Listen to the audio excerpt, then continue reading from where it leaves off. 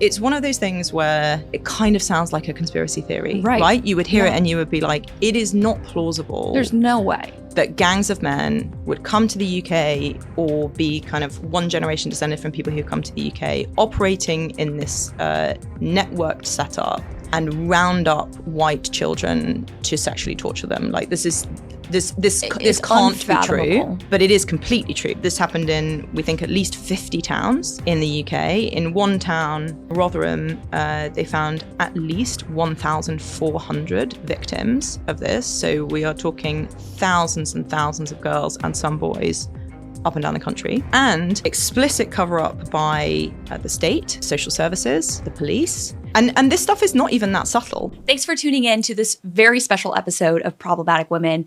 True to our name, today we are welcoming Katie Lam, a member of parliament in the United Kingdom, to the program. But before we dive in, a quick note, we'll be featuring Katie's bold speech in parliament that has really strong language and covers very sensitive topics, including the sexual assaults happening throughout the United Kingdom. So if you have kids in the car, or if that's a sensitive issue for you, feel free to either hit pause, fast forward through that part, or come back to it later. At the end of the day, we think you deserve the truth. So buckle up. Let's dive in.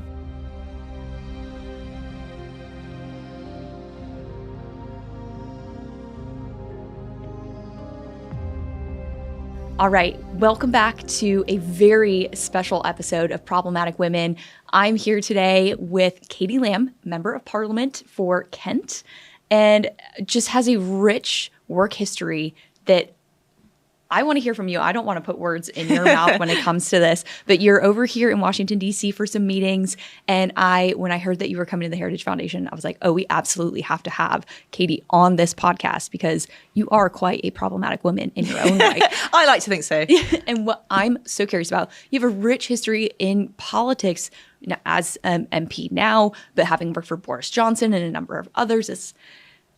But I also noticed that you have a background in script writing and musicals. Yes. Can we start there? Yes, tell me sure, about that? Of course. Yeah, we'll start with my parallel life. So, my best friend from school, from primary school, we would say in the UK, we've been best friends since we were 8, and I always did a load of like silly creative things when we were kids. We made like little murder mystery videos and we were piano duet partners and we did all sorts of things. And we started writing songs when we were maybe 11 or 12.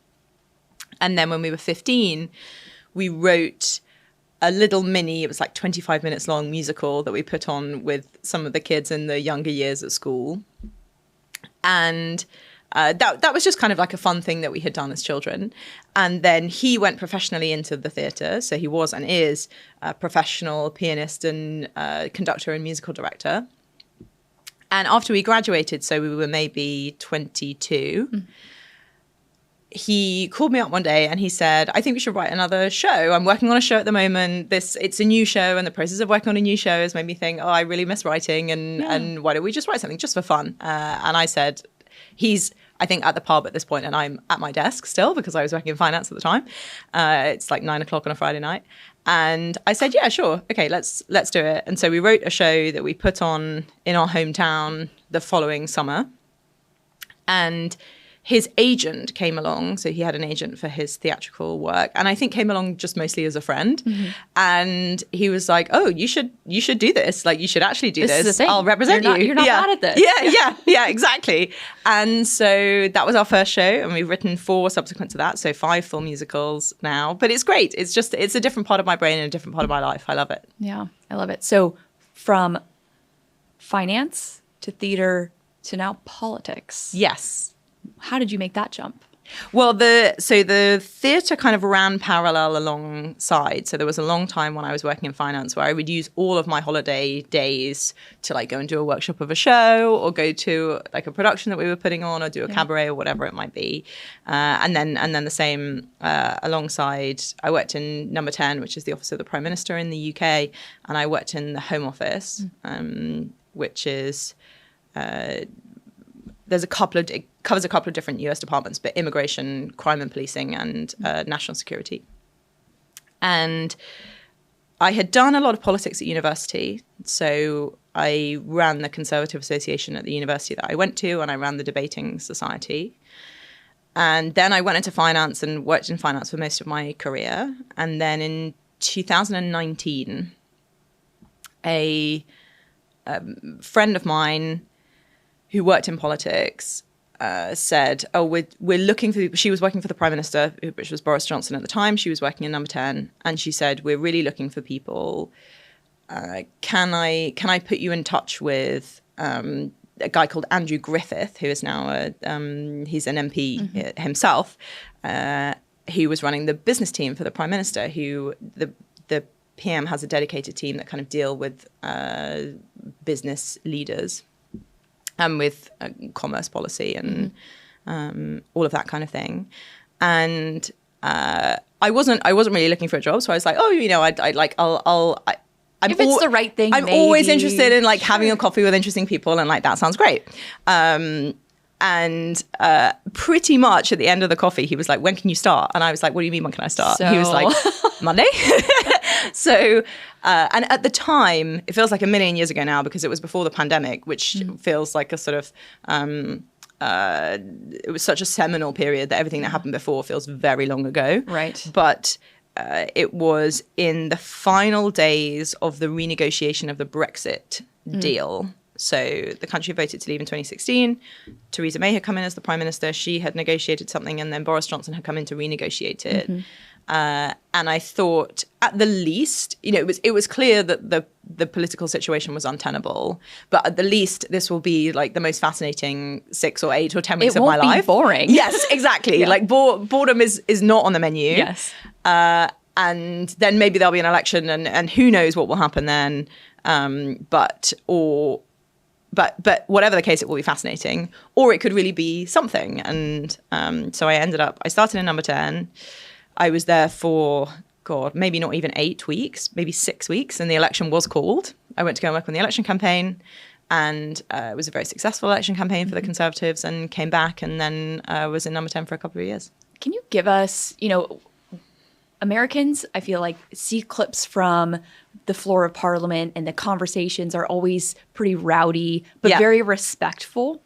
And we'll get to this in just a bit, because I want to play a clip from a recent speech that you gave on the floor, if that's the right terminology. Yes. Yeah. Forgive me. But I think in the chamber. Right. Yeah. And we kind of, I think for the first time in our recent election, had the closest taste to what you can get in America of a coalition government, right? President Trump bringing in people like Tulsi Gabbard, RFK Jr., people outside the kind of normal conservative or Republican spheres of influence. And so that was kind of our first dabbling in the closest thing we could get to a coalition government, right? But you have this really interesting dynamic in the UK where you have multiple parties that are right of center. Yes, we do. More or less. Yes. What's the current state of that? I've been hearing a ton about reform and the Conservative Party and the Tories kind of maybe going away. We're in an interesting, fascinating period at the moment of very high volatility, basically. And it's true across the political spectrum. So the Green Party is also doing very well. We also have, which is very worrying, a rise of explicit sectarian politics. So there are 5 members of parliament that sit in the UK Parliament that were elected on a much more explicitly sectarian platform. Interesting. And they speak a lot about Gaza, and they talk a lot about, I suppose, Muslim cultural issues. Yeah. So the whole political landscape in the UK at the moment is actually very fragmented, and at the moment it kind of changes a lot all the time. The government is also incredibly unpopular. So they've just won, only 15 months ago, a massive majority, and they're already incredibly unpopular. Wow. So why is that, do you think? Well, in its simplest terms, they're doing a really bad job. I think that they clearly, if you had a member of, so the government is the Labour Party, which is our kind of mainstream left-wing party in the UK. And I'm sure if they were here, then they would tell you something else. But from my perspective, I think they effectively thought they didn't want to stand on a very explicit policy platform because the election was the Conservatives to lose because they had failed on a number of very important things in government. And the best way for Labour to win it, they thought, was just not to say very much at all. And so what that's meant is, both for the public and for their own members of parliament, everybody sort of stood on their own kind of platform and decided what they thought the government was going to be and what the government was going to do. And they didn't really have a plan. So they've come in without a plan, I think essentially thinking, oh, well, the civil service is left-leaning, like they'll help us, they'll know what to do. Yeah, you have your own version of the deep state, which is alive and well. Yes, yeah. But they're actually wrong. I mean, I think Tony Blair said the civil service, there is, of course, some self-selection because often the people who choose to work for the state are the people who think that the state is the answer no matter the question, right? Like that's rational, right? Yeah. You would expect that. But what the civil service really is a vehicle for inertia. So if you want to get anything done, then you have to know how to work the system. Yeah. You can't come to the system and be like, tell me what to do. It doesn't exist for that. Yeah. So it's been a bit of a car crash, which obviously I am not a Labour politician. And so I think some people expect me to sort of be happy about that. But, you know, I'm also a citizen and I do live there and I don't want the government to be a disaster. So it's depressing. Yeah. So we've seen, you know, kind of decades of poor policy decisions being made in the UK that are not wholly unfamiliar to us in the United States. The first thing that comes to mind is mass migration. Yeah. And that is still ongoing. I don't know if I've seen anything come out of the UK. I mean, at least, like, thank God, in the United States, we elected President Trump, who went in and day one, shut the border down, put a stop to it, and is engaging in the largest mass deportation operation in the history of our country. What's the status of the mass migration issue in the UK? Because it's had a massive cultural problem. Like, it's led to cultural decay. And economic as well. Yeah. Both very serious issues. So talking just about legal migration for a moment, like we also have a problem with patrolling the border, but if we sort of put that to one side just to talk about legal migration, to set it in context, legal migration for the quarter of a century leading up to 1997, when Tony Blair was elected, was less than 20,000 people. So wow, not a year for that whole period of time. Oh, wow. And that's net. So that's obviously people who've come in minus people who've left. But you know, that's the kind of order of magnitude that we're talking about over 2.5 decades. It's in the years since 1997, with the exception of the pandemic, net migration has never been below 100,000 people. And at its peak in 2023, net migration was well over 900,000 people, which obviously means that well over 1 million people came. And of course, to state the obvious, the UK is a lot smaller than the US. I was just about to say that, right? Like, so, to an American who's like, oh, 1 million, when we've had probably tens of millions at this point. Yeah, but these numbers are very significant to us. Yes.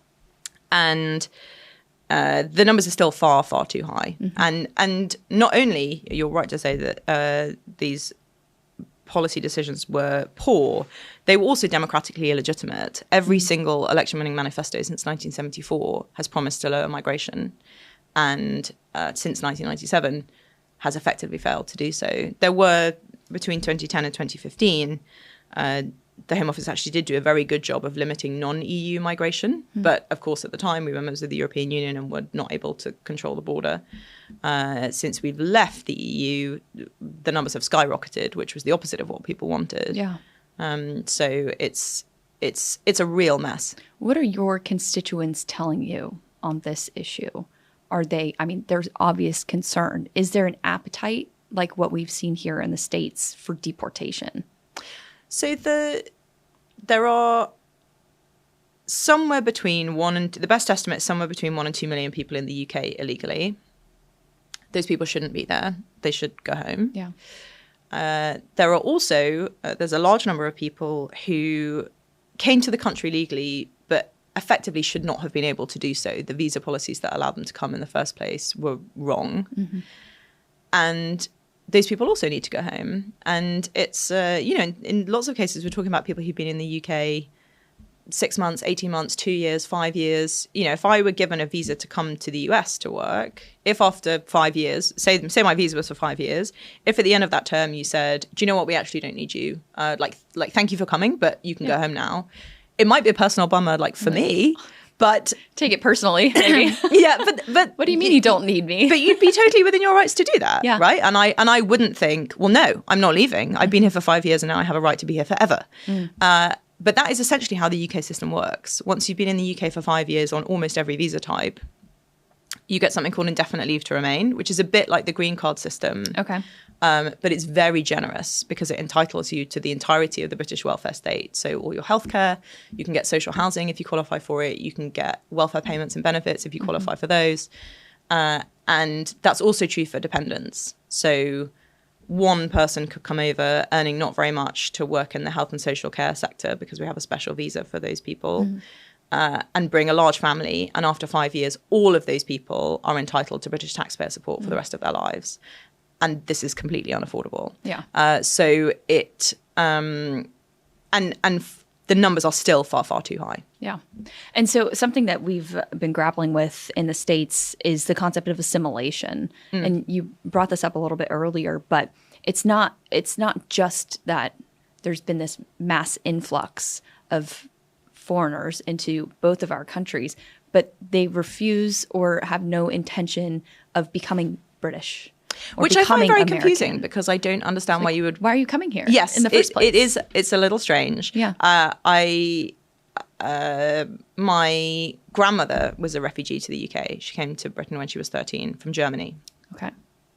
She was a political refugee. The family were persecuted by the Nazis because her grandfather was an anti-Nazi politician in Germany.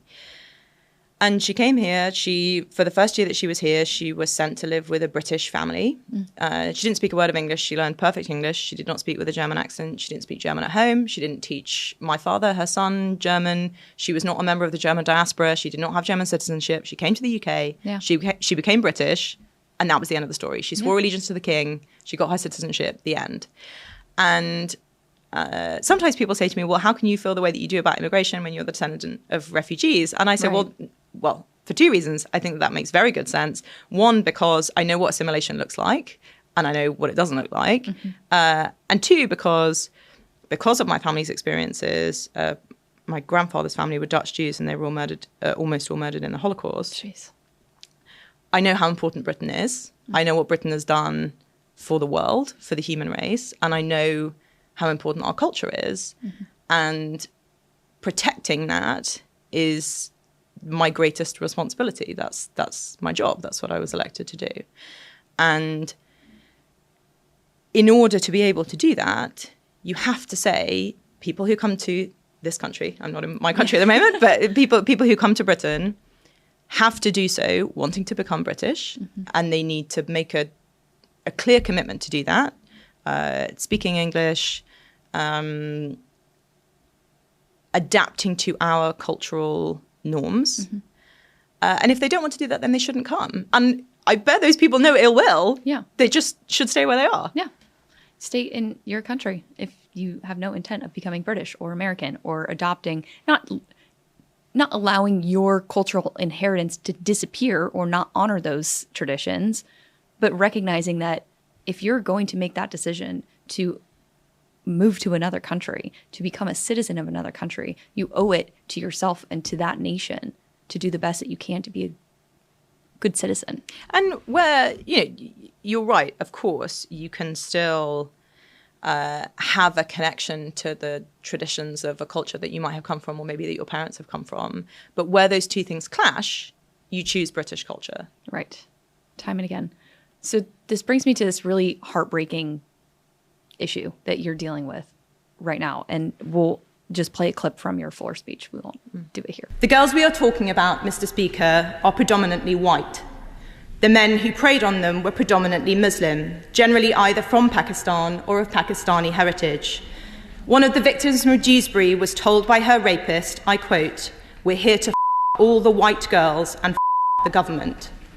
Will the minister accept that, in many cases, these crimes were racially and religiously aggravated? How, without a national inquiry, can we understand what part these factors played? There is no question that the state has failed these children time and again. Take the case of Anna from Bradford. Vulnerable and in residential care, at the age of 14, she made repeated reports of rape and abuse to social workers who were responsible for her. But just the following year, aged 15, she married her abuser in a traditional Islamic wedding ceremony.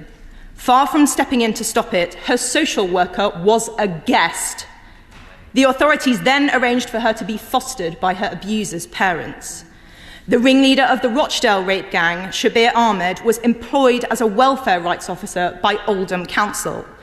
And yet not one person, not one, has been convicted for covering up these institutionalised rapes. So why have ministers refused to establish a dedicated unit in the National Crime Agency to investigate councillors and officials accused of collusion and corruption? And I am sorry to say that that unit, Mr. Speaker, must also investigate police officers. In one case, the father of an abuse victim in Rotherham was arrested by South Yorkshire Police when he attempted to rescue his daughter from her abusers.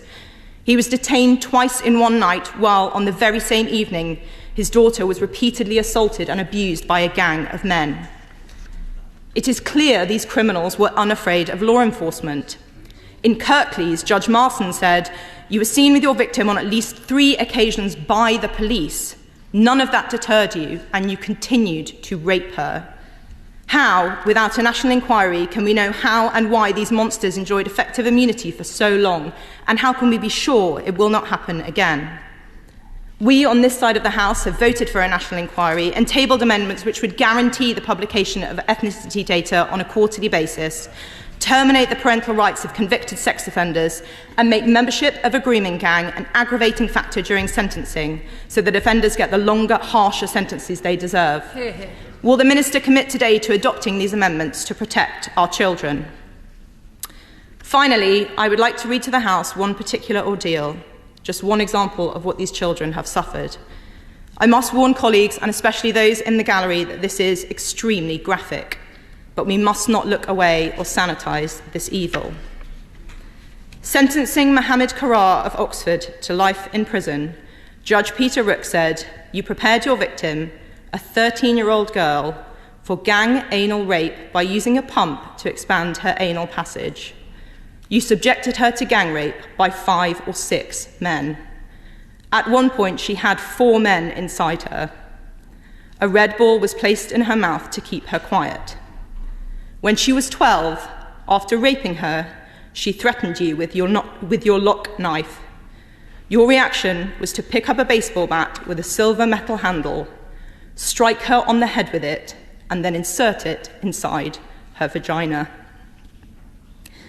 This is not about me. It is not about the Minister or the Home Secretary or any of us in this chamber. It is about them.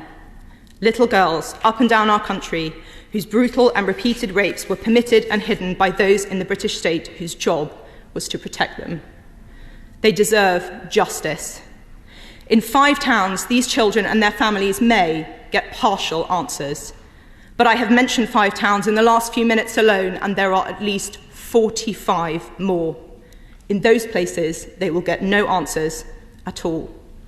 What does the Minister have to say to them? The British people deserve to know the truth. What darker truths does the suffering of these girls reveal about this country? And why won't the government find out? These grooming gangs, does this, first of all, what is going on? What is the issue? And does it stem from this issue we're discussing as it pertains to assimilation? So we have a terrible problem in the United Kingdom of a particular phenomenon whereby groups of men, Muslim men, predominantly either from Pakistan or of Pakistani heritage, have for several decades now preyed on, sort of rounded up, groomed, and sexually tortured young girls. And we're talking like 10, 11, 12, 13, men in their 20s or older who would convince these children, often, but not exclusively, but often vulnerable children, children in care, children who they could see were maybe not going to school, or would convince them that they were their boyfriend, and then would effectively kidnap them. Jeez. And I won't go into detail now, although the detail is available if your listeners want to look it up. But do to them the most horrific things that you can imagine a group of men doing to a young girl. In some cases, the victims were boys. In some cases, the vast majority of victims are white. Some not, but I think it's vanishingly rare for the victims to be Muslims. So there's a kind of dichotomy there. Yeah, there's a racial and a religious aspect to these crimes, and in a way, I was going to say what's even worse. I mean, nothing could be worse. But what compounds this is that so many arms of the state have covered this up. So, and this is, it's one of those things where almost when you first hear it, and maybe if you've never heard it before, it kind of sounds like a conspiracy theory, right? You would hear it and you would be like, it is not plausible. There's no way that gangs of men would come to the UK or be kind of one generation descended from people who come to the UK, operating in this networked setup and round up white children to sexually torture them. Like this can't be true. Yeah. But it is completely true. So we've had this happened in, we think, at least 50 towns in the UK. In one town, about which there was a report on the police recently, in Rotherham, they found at least 1,400 victims of this. So we are talking thousands and thousands of girls and some boys up and down the country. And explicit cover-up by the state, by social services, by the police. In 2010, and this stuff is not even that subtle, right? Like in 2010, there was a police force in the UK that wrote a report that said, we have gangs of these men hanging outside the school gates and hanging outside the care homes, looking for these children, preying on these kids. And there is an explicit paper trail where the senior people say, all of the perpetrators are Muslim men. All of the victims are white girls. This will inflame community tensions. I don't want to hear about this again. I don't even have words. It is unfathomable. In one case, a girl who was 14 told her social worker, she was in the care system, that she was being abused by a man. A year later, she married this man. She's still 15. This is not legal in the UK, in an Islamic wedding ceremony. And the social worker was a guest at the wedding and allowed her to be adopted by this man's parents. What? So she was just like thrown to the wolves. Is this... you want to hope for the best in people, but is this intentional? Are these people involved in this cover-up like just pure evil, or are they truly worried about like the political ramifications of shedding light on something like this? So there are again like well-documented instances of people who did not want to be accused of being racist, and we see this in a couple of different instances. There was a security guard at the Ariana Grande bombings who felt that the bomber was acting suspiciously but didn't want to stop him or ask him anything because he didn't want to be accused of being racist. Oh gosh. And we know that this has been a big factor. I mean, you're right that it is, one always wants to look for the best in people, and you almost hope that it's that they couldn't bear to have the uncomfortable conversations. But sometimes I think, well, is that worse than intent? Like it's all of the options are bad. But there have been, even just in the past 2 years, over 1,000 people arrested for perpetrating the grooming and sex crimes. Nobody ever has been convicted of covering up these crimes. So you've taken this up, Yeah. kind of like as one of your primary mantles as an MP, and you gave this fiery speech on the floor, which we alluded to earlier. We think in America about you see debates on the floor of Parliament, and they're usually there's a lot of energy, but it's usually pretty respectable. Genteel. Yeah, I'm like, what's the right word here? But I mean, you use some explicit language. Yeah, so the rules are you are allowed to swear if you are quoting somebody else. Yeah.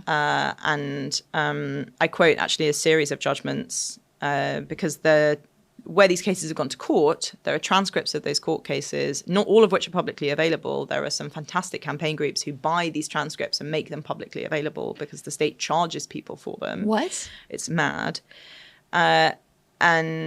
So I quote a few, I mean, in some cases, very graphic and explicit what I'm describing. And in some cases, the language is very explicit. Mm-hmm. But that's what we're dealing with. Yeah. And if we put a gloss on that, then we aren't really looking it in the face, and we aren't going to fix this terrible, terrible problem. What does that look like, fixing this problem? Because I know you've been vocal in calling for a national inquiry. Has that happened? What would that even mean? It's been announced, but we haven't seen any progress yet. But there are different sort of parts to this horror. There are the underlying crimes. So obviously everybody who's participated in those should be in prison. Where they are not British citizens, they should all be deported. Yeah. Then there is the cover-up, and the national inquiry is important to get to the bottom of the basic facts of like how many people are we talking about, how many victims, how many perpetrators. But it's, I think, really important to get to the bottom of the cover-up because whatever rot has set in our institutions, that this is their priority order, has to be stripped out. It needs to be cleared out. Yeah.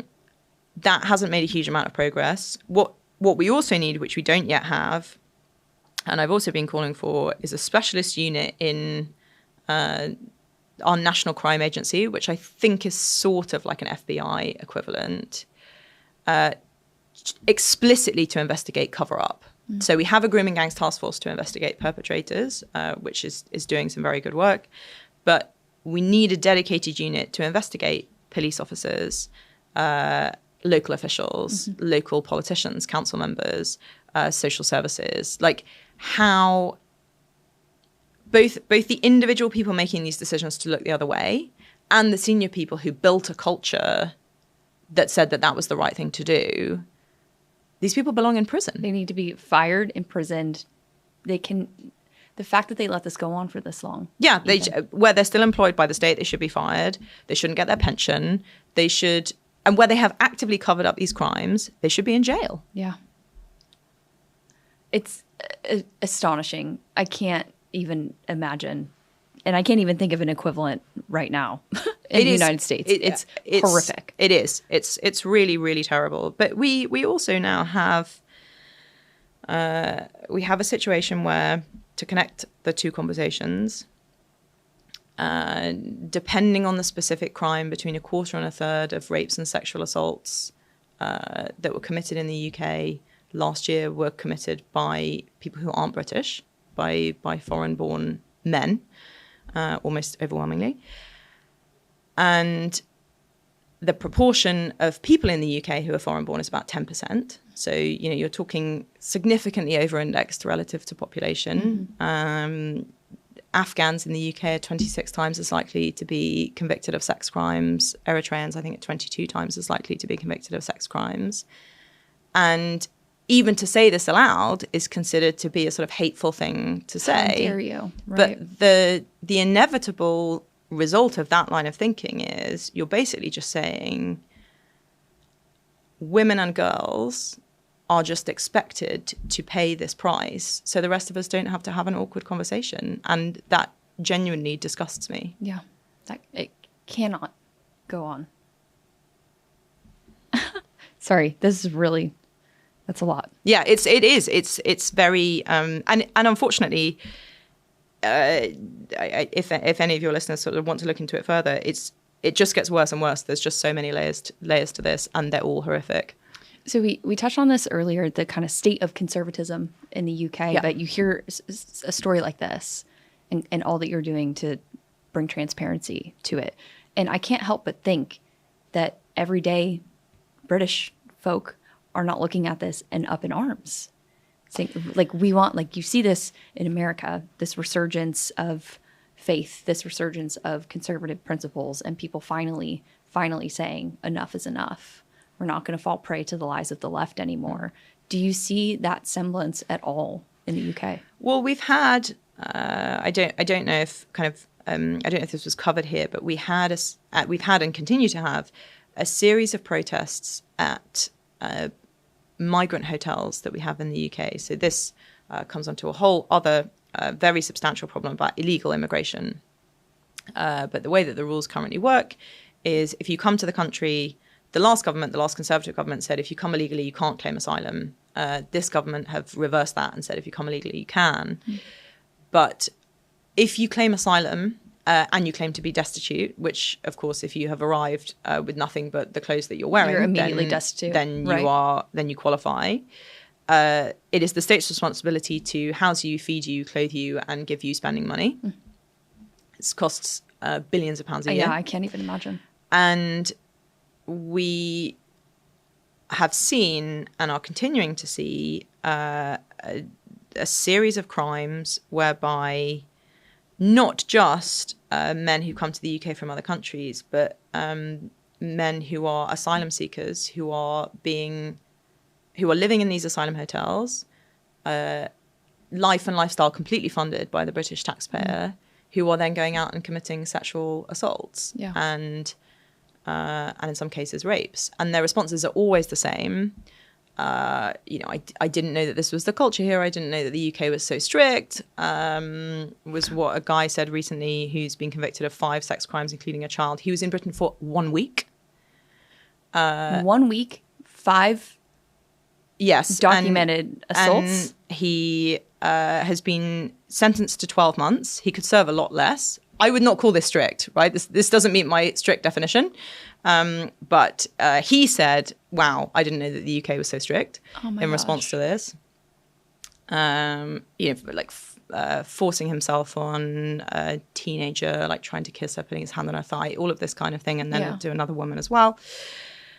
There was a man up in Scotland who was living in an asylum hotel and went in the middle of the day, broad daylight in a town in Scotland, basically dragged a 15-year-old off the street and raped her in a square nearby. And sorry, to answer your question, we have seen in response to this a series of protests outside these asylum hotels. And the convenient characterization is, this is the far right. Naturally. This is... they're the fringe. Yeah, people are only worried about this because you're making this an issue. It's the talking about it somehow, not the actual facts that are the problem. And if you look at these protests, it's just demonstrably untrue. These are very heavily women, lots of mothers who are worried about sending their kids to walk to school.